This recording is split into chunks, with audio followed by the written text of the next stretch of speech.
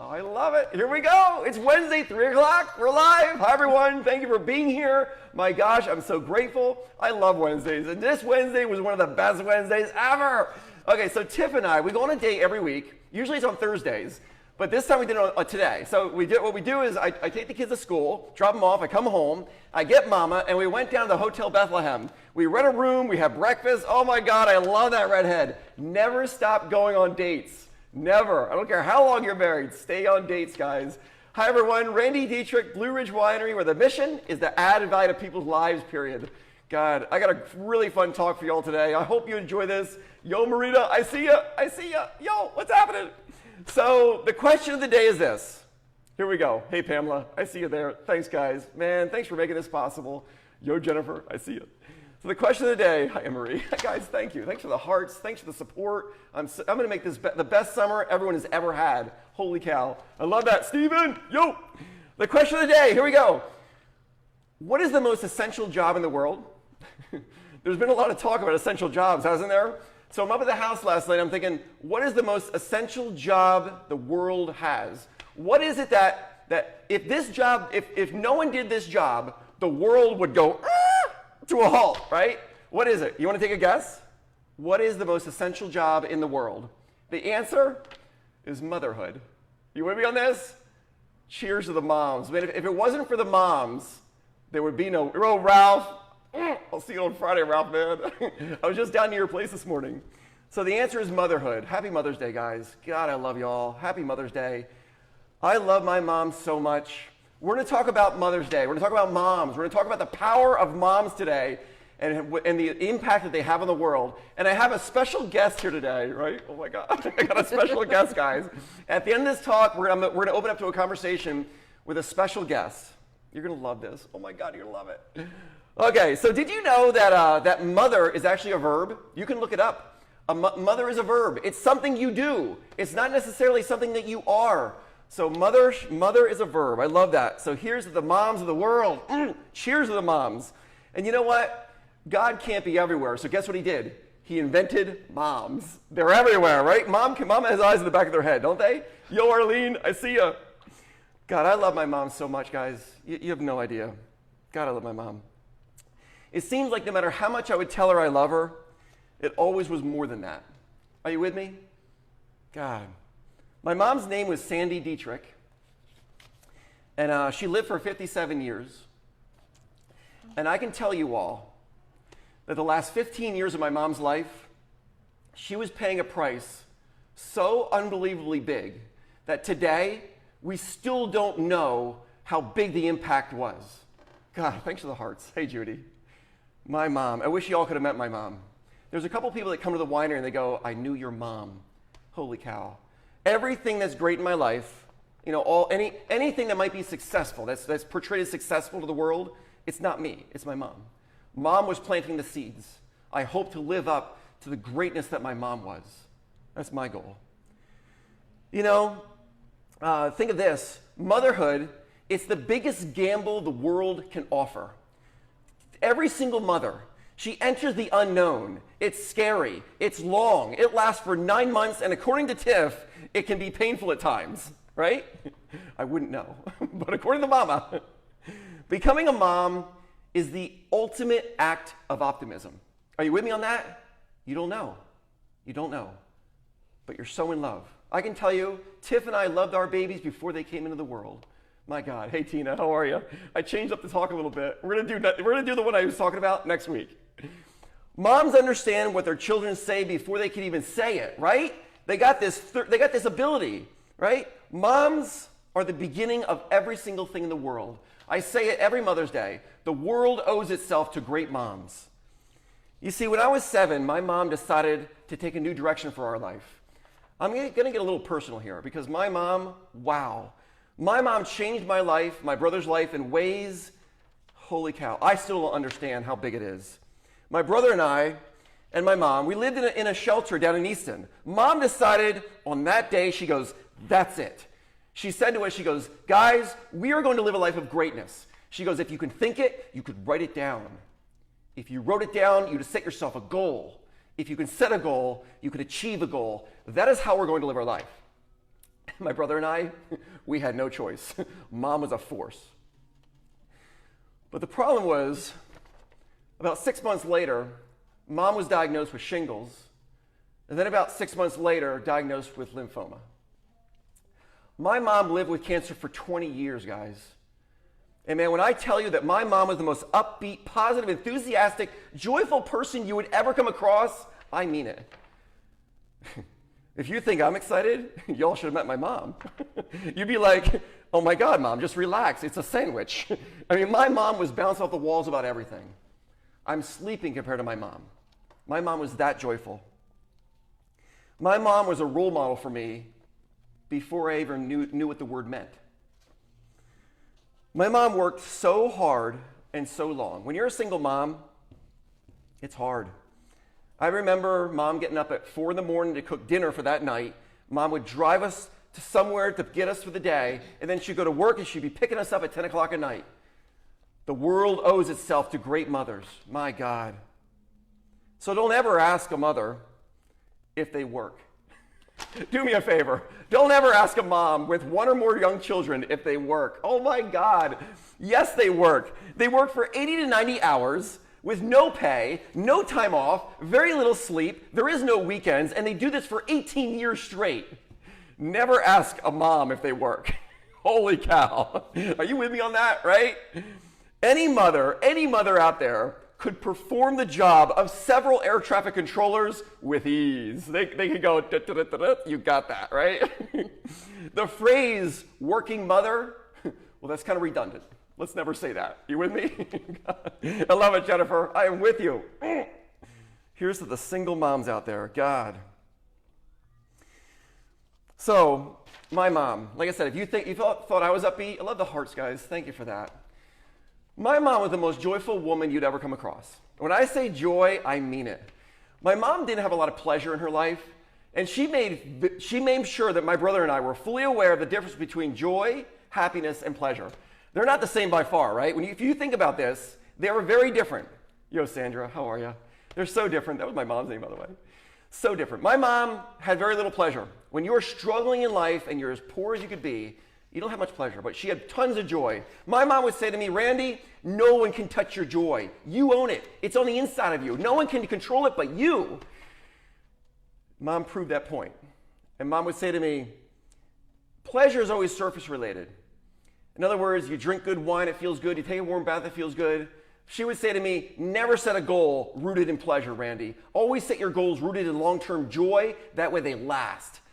Good advice to a 12-year-old, right? And man, when I tell you my mom was so joyful, if you would have been on the phone with my mom while she's getting chemotherapy, you would have swore she was laying on a beach somewhere. You never would have known. I mean, it was like a celebration every single day. You know, I was just talking to someone named Marge James the other day, and Marge told me, she goes, do you remember when we were in the hospital at one time at Pocono Medical Center, and your mom was laying there, she's going through a chemotherapy session, and the doctor walks in, and my mom's got the breathing mask on, and the doctor goes, how are you, Mrs. Dietrich? And my mom takes the breathing mask off and goes, I'm wonderful. Puts it back on. You see why I love my mom. God. My mom would say to me, in happiness, Randy, if you enjoyed yesterday and you're enjoying today and you're looking forward to tomorrow, you are a happy person. It really is that simple. It's got nothing to do with money, situations, people. It's got nothing to do with that. Are you enjoying the days of your life? And are you making decisions based upon your own long-term peace of mind? Mom made great decisions in life. She sowed some great seeds. So my mom, oh my God. If I could paint a portrait in your mind that changed my life, I got to paint the portrait. The last week my mom was alive, Mom died about 14 years ago, by the way. The last week Mom was alive, we're down at the University of Pennsylvania Hospital, and Dr. Porter, he's an oncologist, and he's putting my mom through a stem cell transplant. And when they do that, they take the white blood cells out of your body, they put them through a centrifuge, and then put the clean ones back in so it grows new, clean blood. Well, you know what the challenge of that is? If you catch a cold, it could kill you. And it was November. And my mom caught a cold. My brother and I are in the room, and I'll never forget the morning. It was early in the morning, the doctors rush in the room, and the doctor just shoves me to the side of the room. And in a split second, there's a doctor at the foot of the bed with his fingers in the air like a conductor. And all of a sudden, everyone's gathered around the bed, watching him intently. This is leadership on every level. This is one mind, one doctor. All the other doctors listen to me. We're going to bring mom back. He goes, put the head down, pump this in, hit her with that, over here, breathing tube in. And after about 45 seconds, mom's heart starts beating again. God, I don't know what mom was thinking. Because we're going to leave oncology. We're heading downstairs to intensive care. And you got a picture in your mind's eye. There's this long hallway with the elevator doors at the end. But you know that the only thing I could see going down that hallway was? It was mom's big thumb in the air. God. I thought to myself, holy cow, mom. If you can hang on the joy in a moment like this, well, I have no excuse for the rest of my life. Because anything I'm going through is easy compared to dying for a minute. Best lesson mom ever gave me. Hang on the joy. Cheers to the moms. I love the hearts, guys. God. So do me a favor. Do this for me. Tell your mom how much you love her. Do it today. Do it now. Man, and to all the moms out there, man, happy Mother's Day. To the moms of the world, you are a mother to the world, but to your family, you are the world. I love y'all. God. Can I introduce you to someone? Man, thanks for letting me be vulnerable, guys. I'm going to introduce this to someone that has lived through the moments my mom has lived through. She's a mom. I'm going to let her talk about her story a little bit. My God. Her name is Denise. Her name was Denise Flowers, but now it's Denise Piano. She got married recently, about a year ago? Yeah. No, 6 Saturday. months? Well, it's January. Wow. January. So this is Denise, everyone. Denise is an amazing woman. Got strength beyond strength. I'm going to turn the camera around here and say hi to Denise, guys. This is Denise, everyone. I'm going to try to jump behind Denise here so I can we can both get in the frame. All right, there we go, right? We'll go like this, we'll pull it in. So here's the backstory, okay? So what happened was Brenda, I love you, Brenda. Thank you for being a part of my life, Brenda. My God, right, Brenda? Brenda has worked at Blue Ridge Winery since the beginning. Literally, Brenda was one of the very first people to ever work here. And Brenda said to me about a month ago, she goes, Randy, I know someone that is so inspirational, so positive. She has lived through cancer, and she is someone that cancer has never, ever knocked the hope out of her. You got to meet this lady. This is Denise. so I thought, not only do I want to meet this lady, but I want the world to meet this lady. Because my God, hope is the great activator in life. If there's hope in your future, there's power in your present. And there's a lot of people struggling today. The world is telling us to stay away from each other. Mm-hmm. That's ugly stuff. That's hard. We can really get down. And this is someone that is here to encourage, to build up, and tell you every single thing starts in your mind. So Denise. Randy. Thanks for being here. I'm Thank grateful. You for having me. Thanks for being so here. Much. Thank you. So Denise, so talk to me. So talk to me about life. You have a son. I have a son, yes, 22. He's doing well. He still lives at home. I tell him, stay at home because you can save up your money and hopefully I can help him for his future. Yeah. So that's my input. My life story. I'm not going to tell you everything, but I'll tell you the most important parts. Sure. 2014, I was diagnosed with colon cancer. Not much of a battle, but it was found accidentally. I went into the hospital with a fever. And it turns out I was battling a fever for like 2 weeks. Right. And the doctor he had blood tests, we had CAT scans and whatnot. Right. And it turns out that they found a tumor in my rectum. Again, a fever, but the fever was due to white blood count. Bacteria was found, and doctor said, but not only do you have high, bacteria count, but we found something vascular growing, and we need to admit you right away. But I went in with a fever. This was something that was silent, so you never know. Right. Get your colonoscopies, guys, please, don't wait. It turns out I had a 6-inch tumor in my rectum, and they scheduled me for a colonoscopy. Mm-hmm. Doctor did biopsy and confirmed that it was. I went to Sloan Kettering, and I had colorectal surgery, major stuff. You're talking 9.5 inches of colon removed, ileostomy was put in, and it took about 4 months for me to heal. Well, they reconnected everything, and luckily I had the reversal. And it takes about 1 to 2 years for you to come back to normal. So where you're actually learning how to use the bathroom like you were a baby all over again. You might wear, depends, diapers, whatever it may be. But, I had my share. And again, 2 years until I started to feel somewhat normal again. But in 2 years, I was then diagnosed with breast cancer. I had a couple. So you went from colon cancer to breast cancer within what period of time? 2 years. Wow. No relation whatsoever. You cannot get breast cancer from colon cancer. Genetically, yes, you can. There are what's called a BRCA test that you could have done to actually see, because children who have family members who have breast cancer, it can go again down the line. Genetically, it'll just travel. But no one in my family has breast cancer. No one in my family had colon cancer. Wow.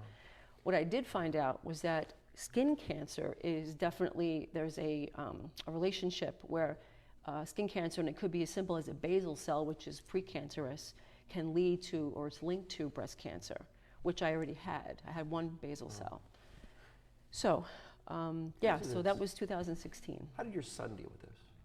He was devastated. The initial cancer was enough, and then the doctor had specifically at the time told my son, you have to get a colonoscopy like when you're in your 30s. So at the time, I was diagnosed in my 40s, mid-40s. He has to go in at 35, not 50. Only because now his mom, so now it's in the bloodline. He has to get it checked out. But we made jokes of it, just like your mom, the same kind of thing. There were things I had to cope with. Having an ileostomy, it ruins, your way of life. So now you have to find a way to feel normal, and it's not very easy to do. Right. And I would make jokes all the time. Modern medicine nowadays makes you wonder, like, how do they do these things? So in ileostomy, they pull your inner parts out, and you have to just, again, so so a big to-do. What? You mind if I ask a couple quick questions? Sure. There was probably a low moment in the hospital where you're very. Did you ever lose hope? Yes. This was this past December. For about 2 months prior, I was starting to have a lot of breathing problems. I could not catch my breath for like 3 to 4 minutes, and it was doing something simple as either walking up 2 steps, going to the bathroom, and I'm saying, there's something wrong. Why can't I breathe? Turns out the medication that I've been on since 2016, my oncologist and my pulmonologist believe that it's definitely medicine related. And you have a medicine you take, anybody, even if it's Tylenol or anything, diabetes medication, you're always at risk because you don't know the effects long term of what it could do to you internally. It might cure or help the initial, infection, cold, whatever it may be. But it turns out that if it's a long-term where you're constantly taking medication, it could actually do more damage to something else. So long story short, the medication was then it harmed my heart, the right side of my heart, and it caused pulmonary hypertension. But going in for the breathing, just like I did with having a fever for the colonoscopy, for the colon cancer, the pulmonary hypertension, doctor said, we have this taken care of, but guess what? We have another problem. When they took my platelet count, my blood work, everything was plummeted to like the bottom. Platelet count should be about 200-something thousand. I was in the 10,000 range. Turns out my cancer mutated itself. It's very smart. It mutated now to triple negative, which is one of the worst types of breast cancer there is. It entered my bone marrow. And now it has prevented my bone marrow to generate new platelet cells, new red blood cells, and that helps with oxygen throughout your whole body. I couldn't, like I said, I couldn't breathe. So I had two strikes against me. I went in for a bone marrow biopsy. It was at that moment that I felt like I couldn't go on. I had the oxygen, I had tubes coming out of my neck for just all the transfusions. I'm on the table, I have the oxygen on, and I'm laying there, and I could hear the doctors speaking, but very, very, very low. And I said, this is it. I'm exhausted, I'm tired. I said, I can't do it anymore. I can't fight anymore. I literally got so emotional. And just like in the movies, you know, when people, if they're going to die or something, you know, a tragedy, and you see your life pass by you like this, it's just like that. You start thinking, your son, the one you love, my husband, your family, your friends, you start thinking of everybody, and you hope to think that you don't miss thinking of anybody because you want to capture that moment before.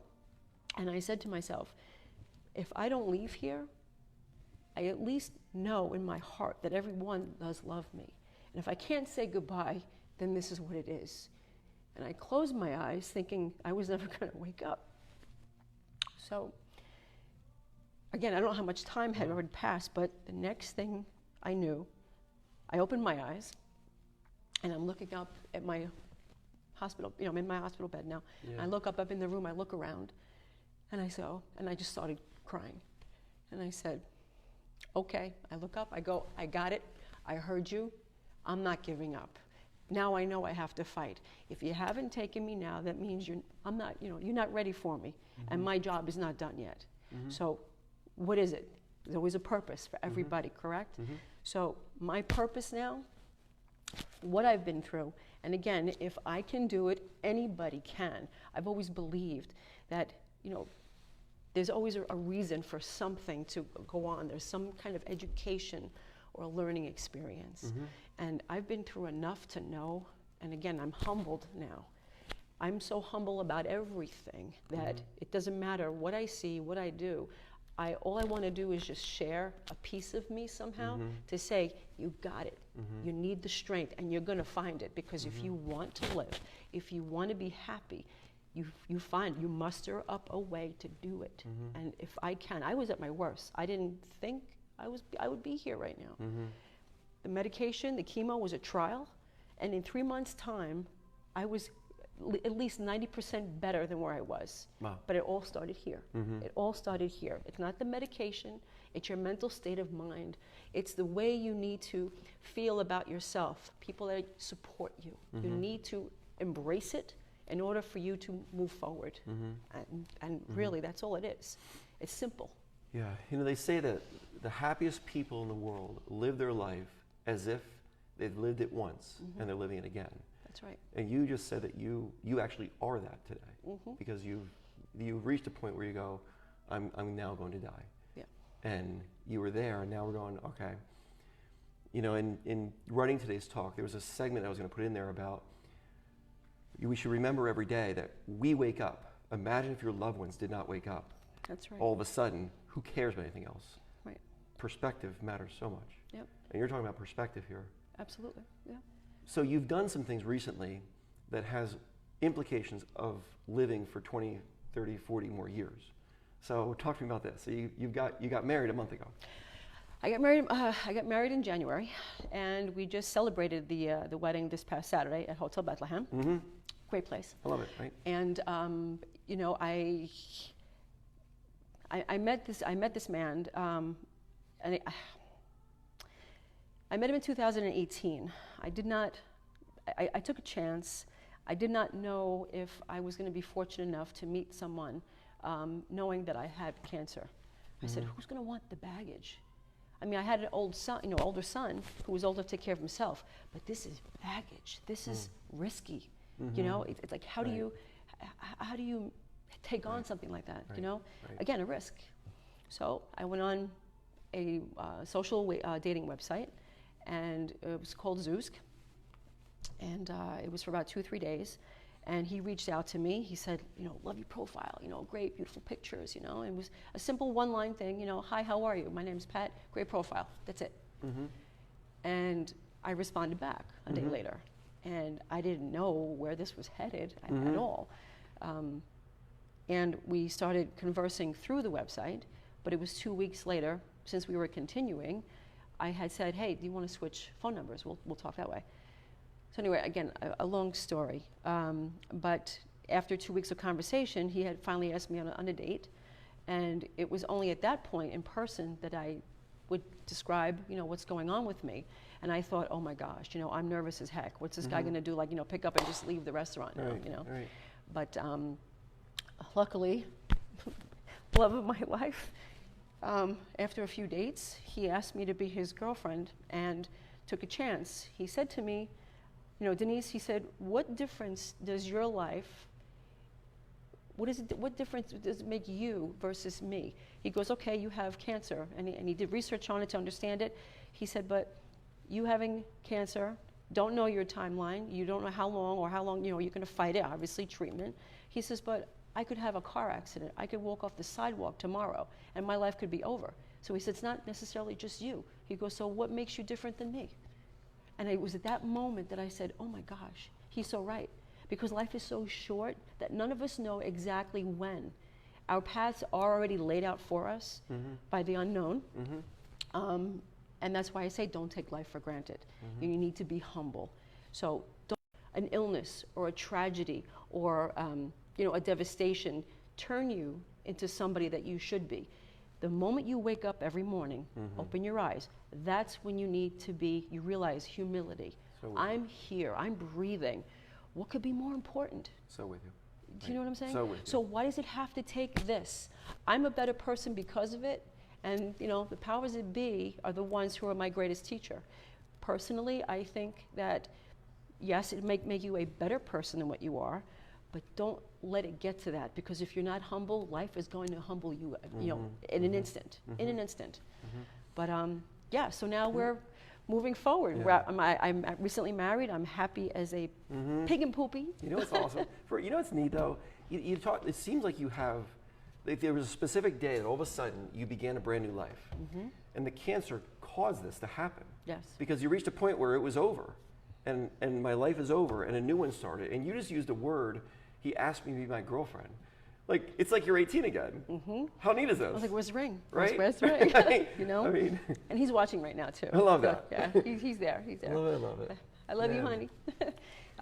Yeah, and like you said, I didn't know it would get to this point. So even when he proposed, same thing. I'm like, wow, he is literally, he chose me. Right. And again, I have cancer. So, and I say to everybody, I've said it to a few that I've met on the street or at a wherever I may have been, but you don't feel like it's impossible. It truly is, because if I can, like I said, everybody can. You know, people are you're fighters. You know, you've got a support team. You know, you can do it. It's a matter of starting here.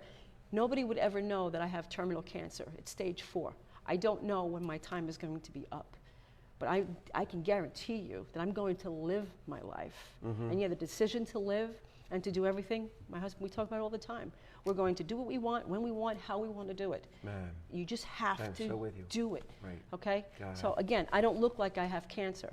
Right. But you know what? My body is not going to stop me. Right. It's not going to put me down anymore. Man. I'm done. Man, you are my mom. Yep. My mom used to say this. God. Have you ever read the book, The Last Lecture by Randy Pausch? No, but I have heard of it. Okay, you should read it. So Randy Pausch had cancer, and he has a couple quotes in there that mean a lot to me that I'm always using, and he talks about his cancer a little bit in the book, and he says, you know, some people are grateful for their cancer. He goes, I have no such feelings. Are you grateful, or are you with Randy Pausch? How do you view that? I'm grateful. I say it because it's the greatest teacher.